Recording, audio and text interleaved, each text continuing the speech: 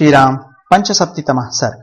श्री राम का पुष्पक विमान द्वारा अपने राज्य की सभी दिशाओं में घूमकर दुष्कर्म का पता लगाना, किंतु सर्वत्र सत्कर्म ही देखकर दक्षिण दिशा में एक शूद्र तपस्वी के पास पहुंचना। नारद जी के ये अमृतमय वचन सुनकर श्री रामचंद्र जी को अपार आनंद प्राप्त हुआ और उन्होंने लक्ष्मण जी से इस प्रकार कहा, सौम्य जाओ, उत्तम व्रत का पालन करने वाले इन द्विजश्रेष्ठ को सांत्वना दो और इनके बालक का शरीर उत्तम गंध एवं सुगंध से युक्त तेल से भरे हुए काठ के बड़े कठौते या ढोंगी में डुबाकर रखवा दो और ऐसी व्यवस्था कर दो जिससे बालक का शरीर विकृत या नष्ट न होने पाए। शुभ कर्म करने वाले इस बालक का शरीर जिस प्रकार सुरक्षित रहे, नष्ट या खंडित न हो, वैसा प्रबंध करो। शुभ लक्ष्मण को ऐसा संदेश दे महायशस्वी श्री रघुनाथ जी ने मन ही मन पुष्पक का चिंतन किया और कहा, आ जाओ। श्री रामचंद्र जी का अभिप्राय समझकर स्वर्ण भूषित पुष्पक विमान एक ही मुहूर्त में उनके पास आ गया। आकर नतमस्तक हो वह बोला, नरेश्वर, यह रहा मैं। महाबाहो, मैं सदा आपके अधीन रहने वाला किंकर हूं और सेवा के लिए उपस्थित हुआ हूं। पुष्पक विमान का यह मनोहर वचन सुनकर वे महाराज श्री राम महर्षियों को प्रणाम करके उस विमान पर आरूढ़ हुए।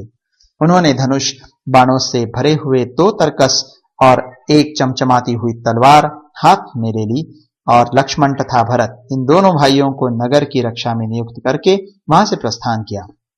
श्रीमान राम पहले तो इधर उधर खोजते हुए पश्चिम दिशा की ओर गए, फिर हिमालय से घिरी हुई उत्तर दिशा में जा पहुंचे। जब उन दोनों दिशाओं में कहीं थोड़ा सा भी दुष्कर्म नहीं दिखाई दिया, तब नरेश्वर श्री राम ने समूची पूर्व दिशा का भी निरीक्षण किया। पुष्पक पर बैठे हुए महाबाहु श्री राम ने वहां भी शुद्ध सदाचार का पालन होता देखा।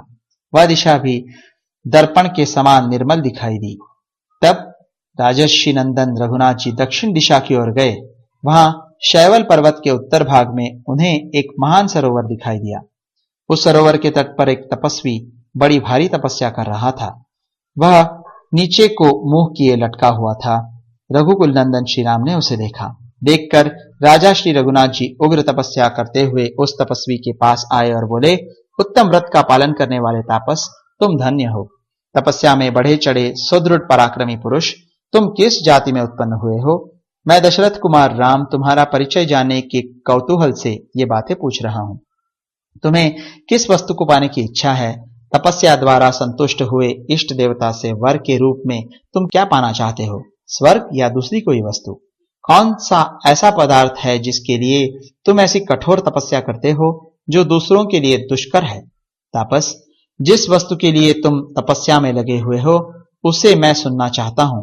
इसके सिवा यह भी बताओ कि तुम ब्राह्मण हो या दुर्जय क्षत्रिय, तीसरे वर्ण के वैश्य हो अथवा शूद्र।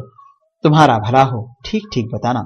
महाराज श्री राम के इस प्रकार पूछने पर नीचे सिर किए लटके हुए उस तपस्वी ने उन नृपश्रेष्ठ दशरथ नंदन श्री राम को अपनी जाति का परिचय दिया और जिस उद्देश्य से उसने तपस्या के लिए प्रयास किया था वह भी बताया।